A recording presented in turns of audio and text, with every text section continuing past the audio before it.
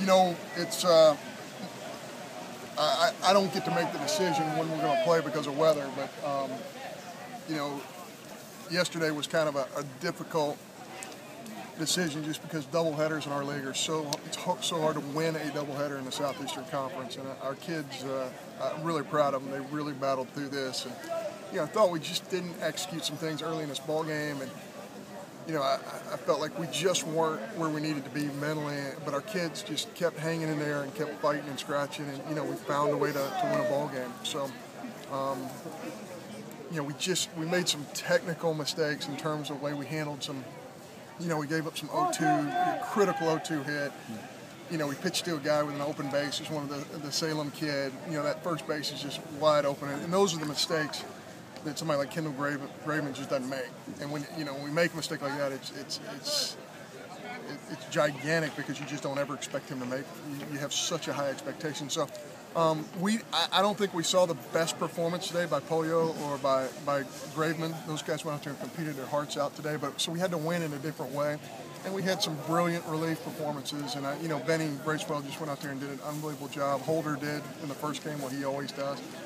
You know, we had to manufacture, we had to use our roster, and that's exactly what we did. So, you know, just really proud of the overall team effort. Talk about stretching Bracewell there, because usually he's kind of a short stint guy, but he got in the groove. We had to stretch him because, you know, Holder threw 29 in the first game, and that's another tough thing about a doubleheader. He sits there for 3.5 hours, and you don't want to put him back out there, but, you know, he wanted the baseball, but you know, hopefully we'll have some availability from him tomorrow, and that's why using Benny and stretching him. I'm just so proud of our seniors today. Well, you know what Sam Frost did today. You know, he's just worked so hard to get us in that position. Porter in the first game, senior, unbelievable job for us. And Ammo really warriored through some things. He's caught a whole bunch of catching a doubleheader is very difficult. And then Slaughter, basically with a broken hand, comes in there. I mean, I can't tell you what it's like to catch a 90-mile-an-hour fastball really with a broken bone in the back of your hand, and he did. And we asked him to get a bunt down. He hadn't seen a pitch in 2.5, 3 weeks, and he got it down. Chad Gerardo gets a big strikeout when it matters the most against a right-handed hitter.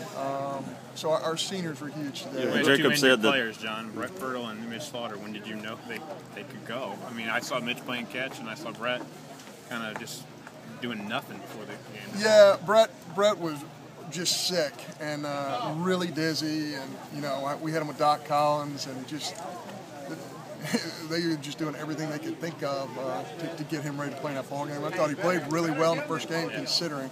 So he just needs to get home, get rest, because we need that guy in our lineup. He's just too good a player not to play. Butch was about 5 steps out of the dugout after when the right-hander coming to Chad, but then turned around and y'all left him out there. Well, our feeling was about, you know, we got a senior there, and he's going to be able to throw his breaking ball in the strike zone. And a little bit of our apprehension is Slaughter catching. He hadn't seen a pitch in a long time.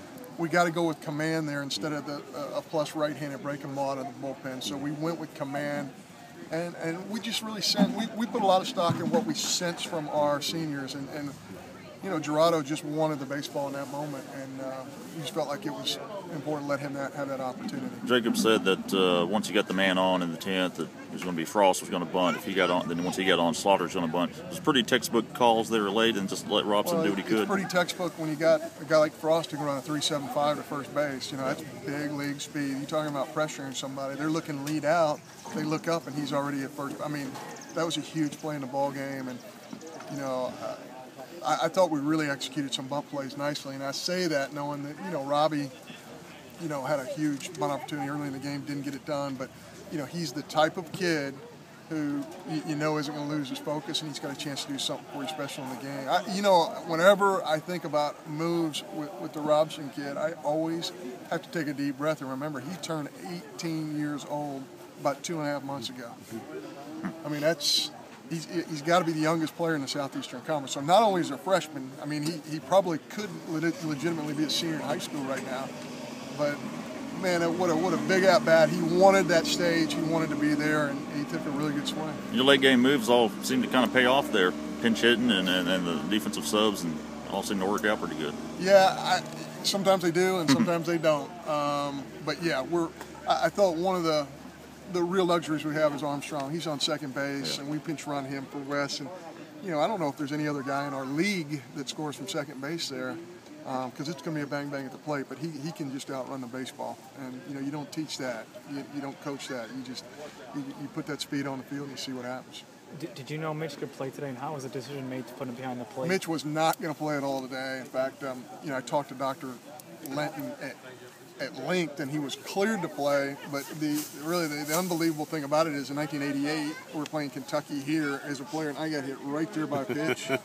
And I'm telling you right now, it feels like somebody's jabbing you with a knife. I don't care if it's 3 weeks later or 4 weeks later. And if you can imagine catching a 90-mile-an-hour plus fastball with that same hand, I'm just thinking. And Mitch is down there with a machine, and he's catching hard fastballs, trying to prove to us he could do it. And I guess I felt like he could navigate that. What I didn't know is, could he navigate in that bat? Because if you hit the ball at the end and you get jammed, I mean, that's for real pain. But again, it was a nice situation for us to be able to bunt him in that situation. That really worked out nicely. Did you talk to him before the inning when he went in, or was there a discussion between you two? Yeah, I just said, hey, I got to know that before I hit for ammo, I got to know you can do this. Like, I know you're campaigning before the game, but now it's go time. I got to know, can you do this, or are you going to be able to squeeze your hand? He said, I got it. I can do this. He did a nice job.